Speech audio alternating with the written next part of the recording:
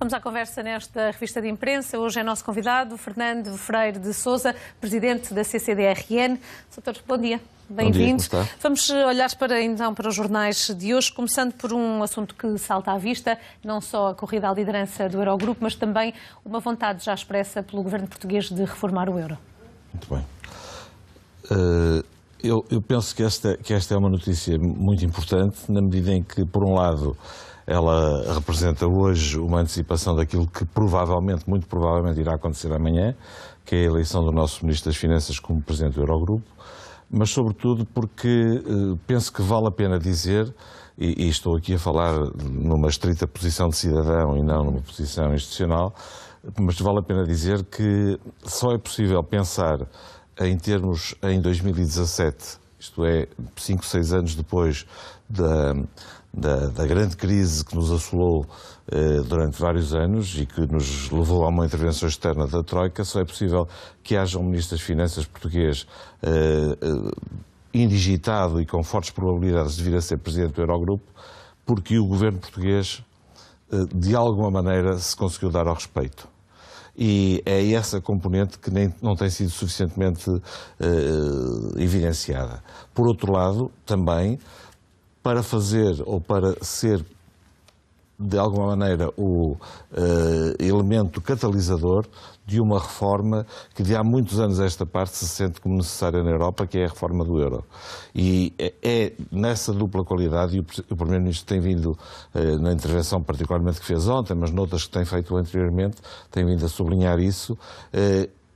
a eleição de Mário Centeno para o Eurogrupo não é a eleição estrita de uma pessoa, de uma personalidade, é a eleição de um país que se deu ao respeito e é a eleição de um país que sentiu na pele as dificuldades, as restrições, as limitações decorrentes de uma arquitetura do euro mal concebida e que vai procurar ser catalisador da mudança dessa mesma arquitetura. Olhando para uma mudança de um mundo cada vez mais global, passamos o Atlântico e olhamos para os Estados Unidos. As críticas a Donald Trump multiplicam-se em diferentes áreas de intervenção, mas há, pelo menos para o presidente americano, um motivo de regozijo, uma reforma ao nível fiscal no país e que parece estar a dar alguns frutos. Eu escolhi essa notícia porque é incontornável, um ano depois de Donald Trump ter sido eleito e ter sido eleita uma personalidade que de alguma maneira é a cara do país mais poderoso do mundo, ainda mais poderoso do mundo, é uma personalidade que todos os dias nos enche as páginas dos jornais, nos enche as televisões com as mais variadas formas de grotesco e de mau gosto e de erros de toda a ordem, chamadas de atenção para formas de estar pouco curiais. Aquilo que o público hoje assinala com justiça é que ele conseguiu pela primeira vez uma vitória no seu país. Essa vitória é a reforma fiscal, conseguiu-a por 2 votos, 51-49, portanto muito à tangente, mas é uma vitória que não deixa de ser também ela própria contraditória. E nas páginas deste mesmo jornal, deste mesmo público de que estamos a falar, na antepenúltima página, na página de opinião, uma das nossas grandes jornalistas de reflexão sobre os temas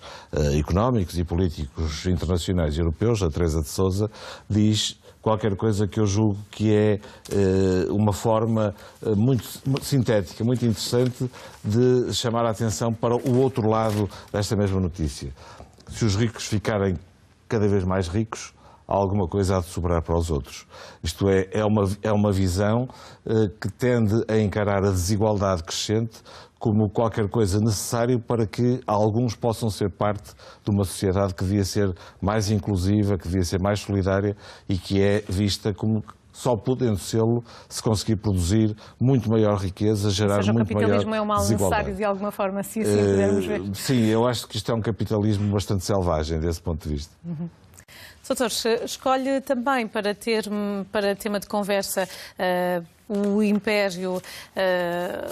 ou o legado que deixa Belmiro de Azevedo na perspectiva daqueles que lhe seguem e que podem dar continuidade aos negócios da família e que dão emprego a muitos portugueses. Exatamente. Eu escolhi uma notícia internacional, uma notícia europeia e uma notícia nacional. Não fora ter sido esta a semana em que faleceu o engenheiro Belmiro de Azevedo, que eu considero ter sido o maior empresário português dos últimos 40 anos, não fora isso, eu teria escolhido a capa do jogo. Isto é, a capa que diz que o VAR deixou escapar 13 penaltis. Porque essa capa não só diz isso, como dentro do próprio jornal assinala uma coisa que nos permite dizer que está deturpada a verdade esportiva e, em termos de classificação, admitindo que os penaltis marcados e por marcar, com a ajuda ou a desajuda do VAR,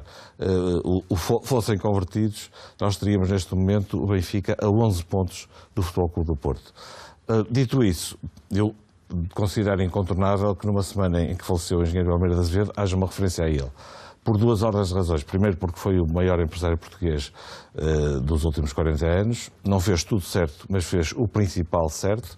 E segundo, porque aquilo que o público assinala na sua P2, no seu suplemento, é a capacidade que ele teve de, em devido tempo, preparar a sucessão. Nem sempre isso acontece, nem sempre os grandes líderes conseguem largar mão do seu poder e encontrar formas desse seu poder passar para outros, sejam eles filhos, sejam eles outros gestores e principais coadjuvantes da sua gestão. Belmiro de Azevedo fez isso com muita propriedade e é isso que eu gostava aqui de homenagear e de assinalar. Por falar em homenagear, assinalar, de alguma forma também agitando aquilo que é o espírito crítico e participativo dos portugueses, entregaram na última quinta-feira os prémios O Norte Somos Nós. Que instituições, que empresas, que figuras são estas que foram destacadas? O que é que têm feito pela região Norte? Aquilo que neste caso concreto nós quisemos fazer foi assinalar aqueles projetos que durante o período de programação comunitária anterior, os fundos estruturais anteriores, isto é, até ao início deste em que estamos, até meados, digamos, grosso modo, desta década, foram aqueles projetos que tiveram alguma comparticipação de fundos estruturais e que estão já no terreno e são já hoje ou grandes emblemas regionais, e dou exemplos que toda a gente conhece, esses são os grandes emblemas, o I3S, o 3B na área da investigação, a Aquanatur de Chaves, saudando o termalismo de toda aquela região de Virago, o Centro Materno-Infantil do Norte, o Terminal de Cruzeiros de Leixões, o Val do Barosa e a Rota do Românico na área do património, o Centro de Mar de Viana do Castelo, a UPTEC da Universidade do Porto, enfim, um conjunto de projetos que têm uma dimensão e uma estruturação e hoje já uma visibilidade e uma obra que os qualifica para poderem ser referenciados como grandes emblemas regionais. A par destes, aquilo que nós quisemos fazer foi, escolhendo 7 rúbricas, 7 grandes áreas, pedir neste caso aos leitores do JN, que votassem em 3 nomeados de cada uma dessas áreas e, portanto, foi, em última instância, o público em geral que escolheu estes 7 projetos. Estes 7 projetos distribuem-se por áreas de competitividade, inovação, investigação, sustentabilidade, qualificação, inclusão e património, 7 áreas, cada uma delas uma palavra só para indiciar de uma forma simples aquilo que se pretendia aqui sublinhar. E o resultado prático foram 7 vencedores, portanto um em cada uma das categorias, distribuídos por toda a região Norte, a Quinta de Valado na Régua, um projeto de uma empresa chamada Azevedos Indústria, na área da produção de rolhas, aqui na zona da Feira, um projeto na área da investigação associado ao Politécnico de Bragança, portanto é possível fazer boa investigação no interior do país, projetos Um projeto que foi aliás o mais votado, muito acarinhado por toda a população, que é o projeto Castelo, que é um projeto que existe aqui na zona de São Médio em Festa, Matosinhos, e que é um projeto associado aos cuidados paliativos para crianças em estados terminais ou muito próximo disso, e que encontram nesse projeto algum alívio,